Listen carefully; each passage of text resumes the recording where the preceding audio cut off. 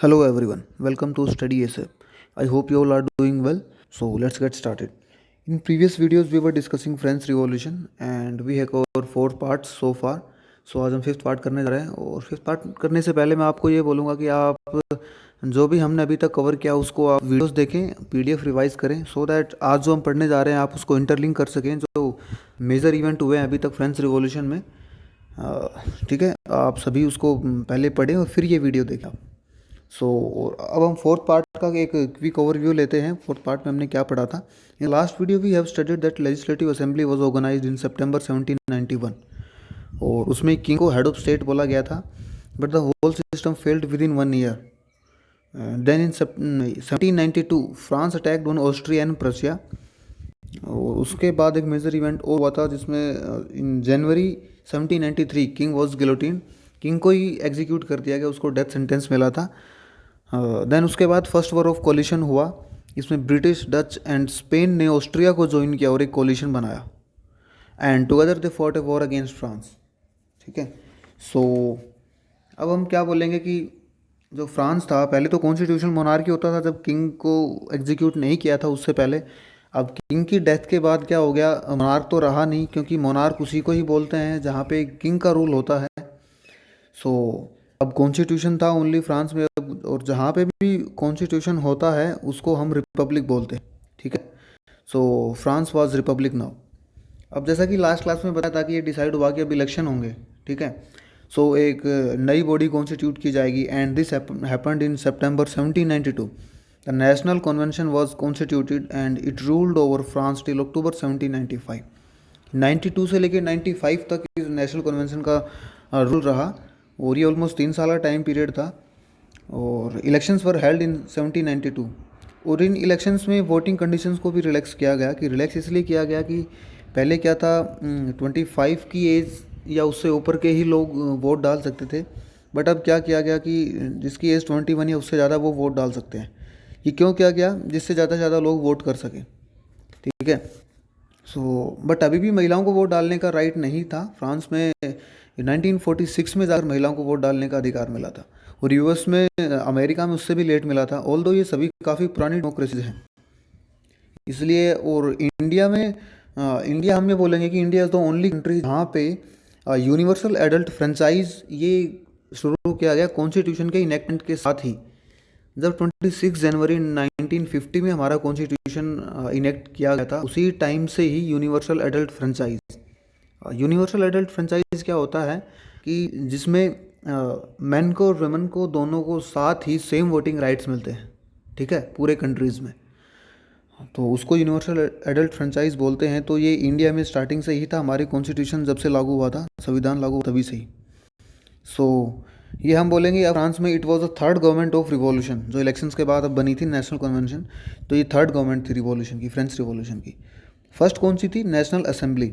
अब national assembly आपको याद होगा, मैंने फर्स्ट लेक्चर में बताया था आपको कि एक स्टेट जनरल की मीटिंग हुई थी जिसमें तीनों स्टेट थे और थर्ड स्टेट ने वॉकआउट किया था, जिसमें मेनली मिडिल क्लास या लोअर मिडिल क्लास होते थे। ठीक है, सो जब थर्ड स्टेट ने वॉकआउट किया तो उसने अपने आप को नेशनल असेंबली डिक्लेयर कर दिया था। ठीक है, तो उसको हम बोलते फर्स्ट गवर्नमेंट। सेकंड गवर्नमेंट कौन सी थी, जो अभी हमने डिस्कस किया था फोर्थ पार्ट में कि लेजिस्लेटिव असेंबली जो एक साल में ही गिर गई थी, वो क्या थी फ्रांस में, सेकंड गवर्नमेंट। अब ये थर्ड गवर्नमेंट थी, the national convention. Now France was true Republic. अब क्योंकि किंग को एग्जीक्यूट कर दिया गया, वो फ्रांस में सिर्फ रोल ऑफ लॉ सिस्टम था, कॉन्स्टिट्यूशन था, सो हम बोल सकते हैं कि France was true Republic now. Now इस समय एक छोटा सा ग्रुप बनाया गया जिसको बोलते हैं committee of public safety.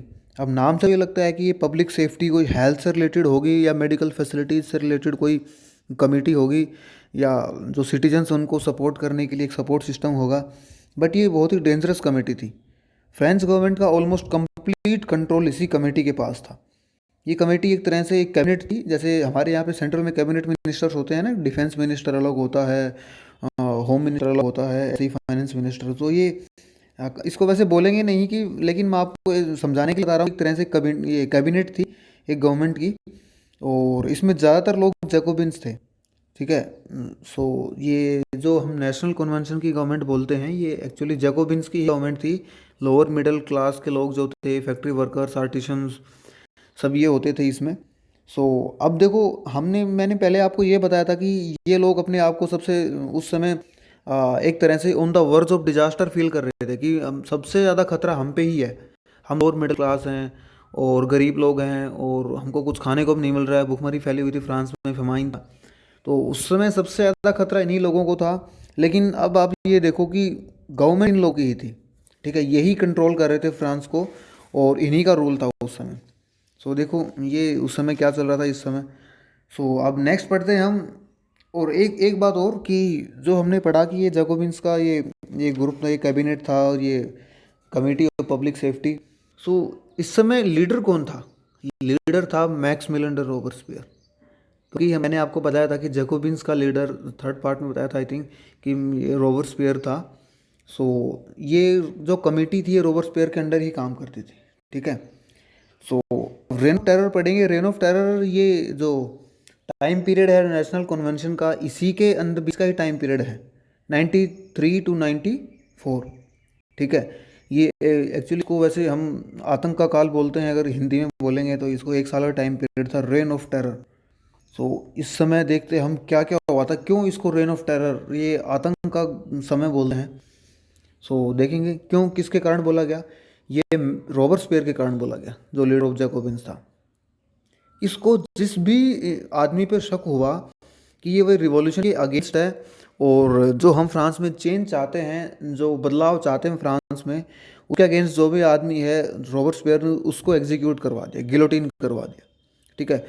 More than 16,000 people were guillotine during the rain of terror. 16,000 से ज़्यादा लोगों को गिलोटिन करवाया गया इसने। और ये किसकी सिफारिश पे गिलोटिन करवाते थे? जो कमेटी ऑफ पब्लिक सेफ्टी थी, वो एक तरह से इन्वेस्टिगेशन करती थी कि हाँ भाई, हमारे एरिया में कौन कौन से लोग हैं जो रिवॉल्यूशन के अगेंस्ट हैं, उसको पकड़ के लाओ और उसको गिलोटिन करवाओ। किसकी परमिशन से? रॉबर्सपियर की परमिशन से, ठीक है। और ये नंबर ऑफ 16,000 है, ये ओनली अर्बन एरियाज से ही है। रूरल एरियाज में, गाँव में भी काफ़ी लोगों को मारा गया जिनका कोई रिकॉर्ड नहीं था। ऑस्ट्रिया और प्रशिया से जो वॉर चल रहा था, फर्स्ट वॉर ऑफ कोलिशन, उसमें भी काफ़ी लोग मारे गए थे। वो फेमाइन भी था। सो बहुत सारे लोगों की डेथ हुई थी उस टाइम पे। और क्वीन मैरी एंटोइनेट थी, जो किंग लुई 16 की वाइफ थी, वो हमने देखा था ऑस्ट्रिया से बिलोंग करती थी। सो उसको भी गिलोटिन करवा दिया गया रॉबर्सपियर ने। और क्यों गिलोटिन करवाया? क्योंकि वो ऑस्ट्रिया के साथ मिलकर फ्रांस के अगेंस्ट काम कर रही थी अंदर ही अंदर, ठीक है। सो उसको भी गिलोटिन करवाया गया। और रॉबर्सपियर ने बहुत सारे चर्च थे वो भी तुड़वा दिए। क्यों तुड़वा? क्योंकि चर्च क्या थे एक्चुअली, उस समय उनको अथॉरिटी थी और वो रॉबर्सपियर के काम में इंटरफेयर करते थे कि टांग अड़ाते थे उसके काम में। अगर रॉबर्सपियर कुछ लोगों को मार रहा है तो चर्च बोलते थे कि नहीं, आपको ऐसा नहीं करना है, आपको एक प्रॉपर एक रूल फॉलो करना है। सो ये रॉबर्सपियर को पसंद नहीं था। सो उसने चर्च की अथॉरिटी को कम किया, ख़त्म किया और बहुत सारे चर्चेस को उसने तुड़वा भी दिया। सो अब ये देखो, ये आप ये पेंटिंग है, ये रेन ऑफ टेरर की है। कि जो एक साल टाइम पीरियड था रॉबर्सपियर के अंडर, इस टाइम किसी को भी ये नहीं पता होता था कि कल उसके साथ क्या होने वाला है। जो भी थोड़ा सा पॉलिटिकल एक्टिव होता था उस समय, सो उसके लिए काफ़ी डेंजरस टाइम था। बाकी जो नॉन पॉलिटिकल लोग थे, जिनको अपने काम से काम मतलब ये रखते थे, एग्री फार्मर्स थे, फैक्ट्री वर्कर्स थे, अगर जो नॉन पॉलिटिकल हैं वही, उसको ही कुछ खतरा कम था। अदरवाइज मतलब किसी को भी ये पता नहीं होता कि कल क्या होने वाला है, ठीक है। सो जो पॉलिटिकली एक्टिव लोग थे, जो किंग के अगेंस्ट थे, किंग तो नहीं बोलेंगे हम, रॉबर्सपियर था उस समय लीडर, तो उसके जो अगेंस्ट थे उनका देखो ये हाल किया जाता है। जो आप इसको पेंटिंग में दिखाया गया है, ये गिलोटिन है। इसको हमने क्या बोला था? इंस्ट्रूमेंट ऑफ ह्यूमन डेथ, ठीक है। सो गिलोटिन करवाया गया था लोगों को। ऐसे ही भीड़ इकट्ठी होती थी, ये राजा के ये आर्मी होती थी चारों तरफ, और ये बीच बाजार में ही लोगों को ऐसे गिलोटिन उनकी गर्दन को अलग कर दिया जाता था, ठीक है। अब हम ये देखेंगे, जो ये कमिटी ऑफ पब्लिक सेफ्टी थी रॉबर्सपियर के अंडर, उसने स्लेवरी को अबॉलिश कर दिया। ये उसने एक अच्छा काम किया था। लेकिन इसने कुछ टाइम के लिए तो अबॉलिश किया, 92 से 95 तक इनका जब ये रूल किया इन्होंने। लेकिन उसके बाद नेपोलियन का टाइम आया, नेपोलियन हम पढ़ेंगे अभी। सो नेपोलियन ने इसको दोबारा से जो स्लेवरी थी इसको स्टार्ट कर दिया। स्लेवरी क्या होती है? जो ये अफ्रीकन कॉन्टिनेंट है, यहाँ से लोगों को लाया जाता था, ब्लैक पीपल होते थे, और इनको स्लेव काम करवाया जाता था घर में। हाउस होल्ड काम है, कुछ भी घर के काम या एग्रीकल्चर से खेतों में काम करते थे। सो एक तरह से गुलामों की तरह, वो जानवरों की तरह काम करवाते थे उनसे, जिनको स्लेव कहा गया था। और दूसरा एक इसने बहुत ही विचित्र, बहुत ही स्ट्रेंज काम किया। क्या किया वो आप दो, कि इसने नया कैलेंडर शुरू करवाया। जो ग्रेगोरियन कैलेंडर होता था, जो नॉर्मल कैलेंडर यूज़ करें हम, वो इसने ख़त्म करवा दिया और बोला कि नया कैलेंडर चलेगा। उसके अकॉर्डिंग क्या होगा, एक वीक में 10 डेज होंगे and we will have 10 hours in one day and we will have 100 minutes in 1 hour. ठीक है। सो उसने बोला कि ये नया कैलेंडर हम यूज़ करेंगे। सो ये लोग इसमें काफ़ी कंफ्यूज थे। कुछ ही टाइम चला जब ये रोबर्सपियर की इसका रोल ख़त्म हुआ 95 में। सो लोगों ने इस कैलेंडर को यूज़ करना बंद कर दिया, क्योंकि लोग काफ़ी कंफ्यूज थे, उनको यूज़ ही करना नहीं आ रहा था, लोगों को समझ ही नहीं आ रहा था कैसे करें इसको। So now because various Wars were fort at the time, बहुत सारे इसने युद्ध लड़े रोबर्सपियर ने। सो फूड की काफ़ी शॉर्टेज हुई रूरल एंड अर्बन एरियाज़ दोनों में। रूरल एरियाज़ में शॉर्टेज इसलिए हुई बिकॉज रोबर्सपियर ये इस तरह की इसकी पॉलिसी थी कि ये बोलता था कि जो भी आप खाना है, जो भी ये फूड ग्रेन्स हैं, आप ये अर्बन एरियाज में भिजवाओ, क्योंकि अर्बन एरियाज ही ये जो है फ्रांस का एक पावर बेस है, क्योंकि वहाँ पे ही आर्मी होती थी रोबर्सपियर की। सो युद्ध तो आर्मी लड़ेगी, कॉमन मैन तो युद्ध लड़ेगा नहीं। तो इसलिए बोला कि चलो ये जो भी फूड ग्रेन्स हैं या जो भी खाना है आपको ये अर्बन एरियाज़ में भिजवाना है। तो फार्मर्स ने ये बोला कि अर्बन एरियाज़ में हम ये फूड ग्रेन्स भिजवाएंगे, हमारे पास खाना नहीं होगा, तो नेक्स्ट ईयर आपके लिए कौन फूड ग्रेन्स या कौन खेती करेगा, आपको खाना कहाँ से मिलेगा। रोबर्सपियर ने कुछ नहीं सुनाया, बाकी नहीं ऐसे नहीं चलेगा कि सो ये भी एक फूड ग्रेन्स या जो खाने की कमी होना, फेमाइन था, उसका बड़ा रीजन था रोबर्सपियर की पॉलिसी। ठीक है। सो फाइनली लोग ये सोचने लगे कि कितनी माराट मची है, रूरल एरियाज़ के लोगों की तरफ भी रोबर्सपियर ध्यान नहीं दिया जा रहा है, किसी को भी गिलोटिन कर दिया जा रहा है। किसी को पता ही नहीं था कि कल को क्या तुम्हारी डेथ भी हो सकती है, गिलोटिन भी किया जा सकता है। So people got of this Jacobins and Robespierre, लोग इनसे परेशान हो गए। जैकोबिन्स के अंदर ही बहुत सारे लोग रोबर्सपियर से परेशान थे। वो बोलते थे कि ये बहुत एक्सट्रीम हो गया है Robespierre, Robespierre is being too radical.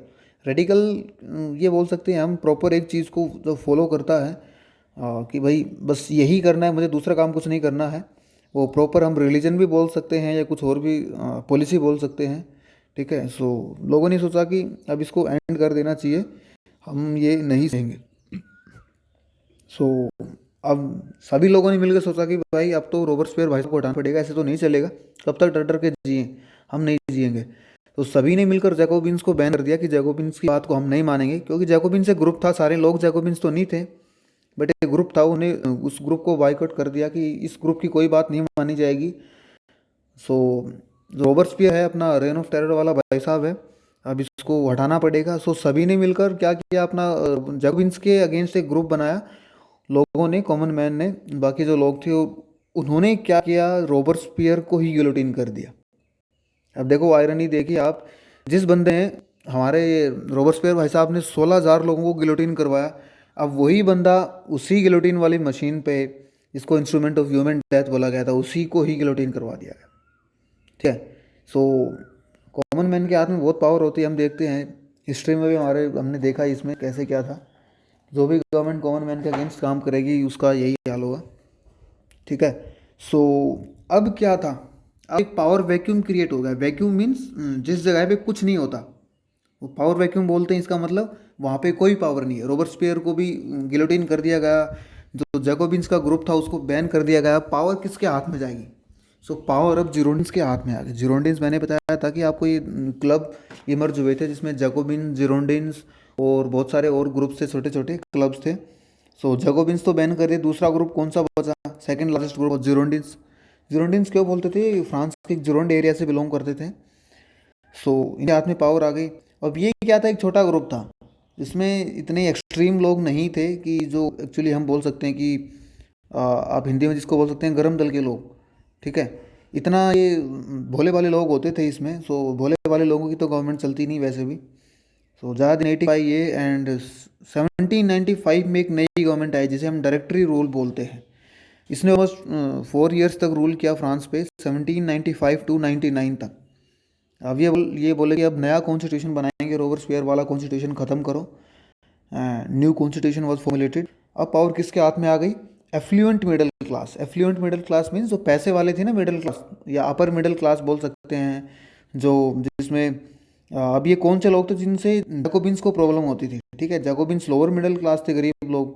सो अब डायरेक्टरी रूल के में पावर ज़्यादातर एजुकेटेड लोगों के हाथ में थी, जो लॉयर्स थे, डॉक्टर्स थे, इंजीनियर्स थे, ट्रेडर्स, व्यापारी लोग थे, इनके हाथ में पावर आ गई अब। और अब इन्होंने क्या किया, ये बोला कि देखो भाई साहब, इधर देखो, वोटिंग राइट्स अब उसी को ही मिलेगा जिसके पास प्रॉपर्टी होगी। ठीक है, जिसके पास प्रॉपर्टी होगी, जिसके पास पैसा होगा, मनी होगी, वही वोट डाल सकता है गवर्नमेंट बनाने के लिए। और जो 21 प्लस की 21 प्लस की एज वाला जो वोटिंग रूल था, जो रॉबर्ट स्पेयर ने वो स्टार्ट किया कि भाई 21 साल की एज या उससे ज़्यादा है वो वोट डाल सकते हैं, उन्होंने इसको अबोलिश कर दिया और सिर्फ प्रॉपर्टी वाला दिया, किसके पास प्रॉपर्टी होगी वो वोट डाल सकता है। ठीक है। सो अब इस डायरेक्टरी रूल में एक बाई कैमरल लेजिस्लेचर बनाई गई। बाई कैमरल मीन्स जैसे हमारे इंडिया में, हमारे देश में होता है कि हमारी पार्लियामेंट में दो हाउस, जिसको लोअर हाउस बोलते हैं लोकसभा, और अपर हाउस राज्यसभा। तो ऐसे ही बाई कैमरल लेजिस्लेचर बनाई गई। सो इसमें भी दो हाउस थे और इन्हीं हाउसेज ने मिलके एग्जीक्यूटिव बॉडी बनाई, और उस एग्जीक्यूटिव बॉडी को क्या बोलते हैं, डायरेक्टरी बोलते हैं। सो जो ये डायरेक्टरी बनाई गई, जो सभी फैसले लेगी, सभी जो कंट्रोल करेगी फ्रांस पे। और इस डायरेक्टरी में 5 मेंबर्स नॉमिनेट किए गए। इन पांचों मेंबर्स को क्या बोलते थे, डायरेक्टर्स बोला जाएगा। ठीक है, इनको डायरेक्टर्स बोलते थे। और ये 5 डायरेक्टर इसमें इसलिए बनाए गए ताकि रॉबर्ट स्पेयर की तरह कोई डायरेक्टर तानाशाही ना कर सके अगर एक डायरेक्टर बनाएंगे, क्योंकि एक होगा तो उसको चेक करने वाला, उसको कंट्रोल करने वाला कोई नहीं होगा, सिर्फ वो अपना ही लॉ बनाएगा, अपने हिसाब से चलेगा। ठीक है। सो इसलिए इसमें 5 लगाए गए, 5 डायरेक्टर्स बनाए गए ताकि वो एक दूसरे पर कंट्रोल कर सकें। सो इस समय फ्रांस की जो मिलिट्री या आर्मी थी, उसका जनरल क्या था, नेपोलियन बोनापार्ट। देखो एक ही बहुत इंपॉर्टेंट कैरेक्टर है ये फ्रेंच रिवॉल्यूशन का, आप इसको ध्यान रखेंगे। और ये एक्चुअली बहुत ही एक एलिगेंट, हम बोल सकते हैं, कैरेक्टर था फ्रेंच रिवॉल्यूशन का। सो इसको आपसे ध्यान से रखना है। क्या था ये, जो फ्रांस की जो आर्मी थी, मिलिट्री थी, उसका जनरल था, आर्मी जनरल नेपोलियन बोनापार्ट। इसने फ्रांस को इस समय पे ऑस्ट्रिया, प्रशिया और इटली से जो वॉर चल रहा था उसमें विक्ट्री दिलाई। सो 4-5 साल से चल रहा था वॉर, हमने देखा था फर्स्ट वॉर ऑफ कोलिशन। ठीक है। तो इसमें इसने फ्रांस को विक्ट्री दिलाई। अब इसका जो वॉर चल रहा था उसका तो एंड हो गया था, and now Napoleon was the hero of this victory. अब 4 साल से जब वॉर चल रहा है और एकदम से जो भी जनरल आए और वो उसमें से जीत दिला दे आपको, तो बोलेंगे वो हीरो बना देंगे लोग उसको। रे इसने तो अचानक आके मतलब इतने सारे देशों से मिलके, 4 थे, 4 कंट्रीज से के अगेंस्ट हम वॉर, ये युद्ध चल रहा है हमारा। सो इसने जीत दिलाई है, now he is our hero. Napoleon की काफ़ी लंबी एज थी इस समय। नेपोलियन का जन्म हुआ था सितंबर 1769 में। ठीक है। सो अराउंड उस समय उसकी 27 या 28 की एज थी। सो इतने बड़े बड़े कैंपेन से उसको विक्ट्री मिली थी इतनी कम एज में। सो अब सितंबर, ये हम 1799 में आते हैं। इस समय तक नेपोलियन को काफ़ी विक्ट्रीज मिल चुकी थी। So he became very confident and at that time he did a coup against directory rule. Coup किसको बोलते हैं, COUP। इसको कूप नहीं बोलेंगे, कू बोलेंगे हम। ठीक है। कू क्या होता है, जिसका अगर हम हिंदी ट्रांसलेट करें तो हम तख्ता पलट बोल सकते हैं। ठीक है। मैंने आपको फर्स्ट लेक्चर में बताया था कि जो भी एस्टेब्लिश्ड गवर्नमेंट होती है या किसी किंग का रूल होता है किसी कंट्री पे या किसी टेरिटरी पे, और कोई थर्ड पर्सन या कोई थर्ड पार्टी आके उस रूल को अचानक से ख़त्म कर दे। ठीक है। या तो जो रूल करे उसको मार दे, या उसको अपने अंडर कब्जे में ले ले, उसको कैद कर ले, और अपना रूल वो एकदम से स्टार्ट कर दें उस टेरिटरी पे या उस देश पर, तो उसको क्या बोलते हैं हम, तख्ता पलट, कू करना। ठीक है। So he did coup against directory rule. Directory rule actually जो 5 डायरेक्टर्स थे, जो डायरेक्टरी रूल था वो इसको काफ़ी मानता था, नेपोलियन बोनापार्ट को। बट इसमें काफ़ी पावर थी, तो इसने सोचा कि भाई किसी के अंडर काम करने अच्छा ये है, उनको अपने अंडर काम करने दो, तुम रूल करो इस देश पे। सो यही सोचा उसने, and he formed a new system of government and named it the consulate. अब नेपोलियन बोनापार्ट ने क्या बनाया, द कॉन्सुलेट सिस्टम बनाया कि अब मेरी गवर्नमेंट होगी और इस गवर्नमेंट को मैं क्या नाम दूंगा, द कॉन्सुलेट। कॉन्सुलेट इसलिए बोला क्योंकि इसमें 3 लीडर्स थे जिनको काउंसिल्स बोलते थे, और Napoleon Bonaparte declared himself the first council. इसने बोला कि मैं फर्स्ट काउंसिल हूँ और मेरे अंडर 2 काउंसिल होंगे, वो काम करेंगे। और उसने बोला कि भाइयों और बहनों, फ्रांस में रिवॉल्यूशन का एंड हो गया है, क्योंकि जो गवर्नमेंट थी अब उसको हमने ख़त्म कर दिया है, जो भी लोगों के अगेंस्ट थे वो ख़त्म कर दिया है, कोई वॉर नहीं होगा अब सिर्फ शांति शांति होगी, पीस होगी फ्रांस में। अब देखो, but later after 5 years in 1804 उसने कंसुलेट सिस्टम को भी ख़त्म कर दिया and declared himself as emperor of France. Emperor means राजा महाराजा। उसने अपने आप को ही वहाँ का एम्परर डिक्लेयर कर दिया चलो कुछ नहीं है, कॉन्सुलेट सिस्टम भी ख़त्म करो, कोई फर्स्ट कॉन्सुलेट सेकंड कॉन्सुलेट नहीं होगा, सिर्फ मैं होऊंगा, और मैं क्या हूँ ना, I will be the emperor of France, उसने ये बोला। सो हमने ये देखा कि रिवॉल्यूशन स्टार्ट हुआ था जब फ्रांस में क्या था, मोनार्क था। मोनार्क मीन्स किंग लुई 14 था उस टाइम पे, 1789 में। और अब रिवॉल्यूशन के ख़त्म होने पे क्या था, इस समय भी एम्पर था, एक किंग था जिसको नेपोलियन बोनापार्ट बोला हमने। सो इस चीज़ में हम ये देखते हैं कि इसको लेके तो फ्रांस में कोई चेंज नहीं आया रिवॉल्यूशन में, कि रिवॉल्यूशन बहुत बड़ा चेंज लाना वाला, ये जो क्रांति कर रहे हैं लोग, अब क्रांति इसलिए कर रहे हैं क्योंकि देश में कुछ बदलाव आए, चेंज आए, लेकिन हुआ नहीं। पहले भी किंग, अब भी किंग। सो ये रिवॉल्यूशन जहाँ से स्टार्ट हुआ था, ये बोलते हैं वहीं पे आके ही ये रुक गया। ठीक है। सो अब ये इस मैप पे देखें आप, फ्रांस है और फ्रांस के जो नेबरिंग कंट्रीज़ हैं, काफ़ी कंट्रीज से फ्रांस ने उस पर विक्ट्री मिली थी उस टाइम पे, नेपोलियन बोनापार्ट ने दिलाई थी। अब आप लास्ट में एक बात देखिए कि जब फ्रेंच रिवॉल्यूशन का एंड हुआ और फ्रांस ने various neighbouring countries like Italy, Prussia, Austria के अगेंस्ट वॉर में विक्ट्री गेन की। ठीक है, उसको जीत मिली। कितने कंट्रीज़ थे, बहुत सारे, जिसमें बेल्जियम भी था एक। तो लोगों ने सोचा कि फ्रांस में इतने सालों रिवॉल्यूशन चला, इंटरनल डिस्टर्बेंसेस चल रहे थे, कि अंदर ही फ्रांस में काफ़ी डिस्टर्बेंसेस चल रहे थे, हंगर थी, भुखमरी, फेमाइन था, कि भाई वहाँ पे अब एक्सट्रीम एक बार वो भी आया था कि विंटर सीजन ऐसा था कि हमने पढ़ा था कि उस समय कि जो क्रॉप्स थी, क्रॉप फेल कर गई थी, फसलें नहीं हुई, तो भुखमरी भी फैली हुई थी, लोगों के पास खाना नहीं था। फ्रांस बहुत बड़े डेट में भी फंसा हुआ था, कर्ज था फ्रांस के ऊपर, क्योंकि इतने युद्ध लड़े फ्रांस ने।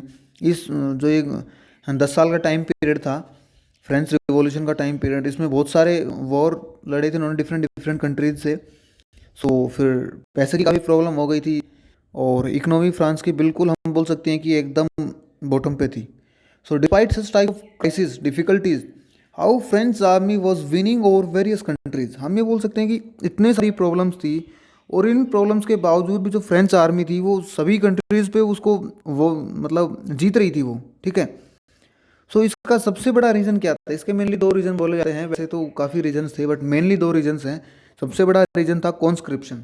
कॉन्स्क्रिप्शन क्या होता है, compulsory enlistment of citizens into army, कि जो भी सिटीजन्स होते हैं जिनकी 18+ एज होती है, उनको आर्मी में शामिल किया जाएगा, ज़बरदस्ती, कंपलसरी। ठीक है। अगर कभी भी गवर्नमेंट ये फील करेगी कि हमारे देश पे खतरा है और हमारा उससे वॉर हो सकता है नेबरिंग कंट्री से, तो वो, और आर्मी की हमारे पास कमी है, लोगों की कमी है, तो क्या करते हैं, जो उनके जिनके 18 साल से ज़्यादा एज है उनको कंपलसरी आर्मी में उनको बुलाएंगे कि आपका आर्मी में एनलिस्टमेंट होगा। तो ये बहुत बड़ा रीजन था, और आर्मी, इसलिए उन्होंने एक वास्ट आर्मी, एक बहुत बड़ी आर्मी बना ली थी फ्रांस ने। तो दूसरा रीजन क्या था, रॉबर्टस्पियर जैसे लोगों की पॉलिसी।